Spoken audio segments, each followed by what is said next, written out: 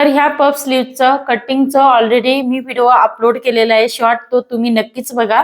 आणि ही स्लीव्स कशी टिच करायची, त्याच्या प्लेट्स कशा घ्यायच्या हे तुम्हाला संपूर्ण आजच्या व्हिडिओमध्ये बघायला मिळणार आहे. तर व्हिडिओ स्किप न करता एंडिंग पर्यंत बघा. चला इथे आपण जास्त वेळ न करता व्हिडिओला सुरुवात करूया. सर्वप्रथम इथे आपण स्लीव्ज ही कट करून घेतलेली आहे. आता इथे आपल्याला जोडून घ्यायची आहे अस्तर आणि मेन फॅब्रिक. तर मेन फॅब्रिक हा सीधा ठेवायचा, त्याच्यावरती अस्तर ठेवायचं आहे आणि बाईच्या घेरच्या साईडने तुम्हाला आलट पलट करून घ्यायचं आहे. हे बघा, ह्या पद्धतीने तुम्ही आलट पलट करून घ्या.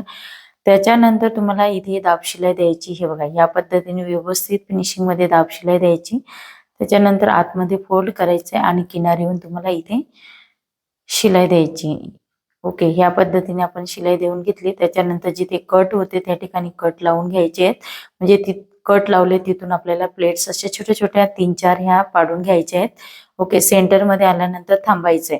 त्याच्यानंतर हे अपोजिट त्या दिशेने आपल्याला दोन्ही साईडच्या प्लेट आहेत ना, सेंटर पासून एकमेकांच्या समोरासमोर फोल्ड करायचे आहेत.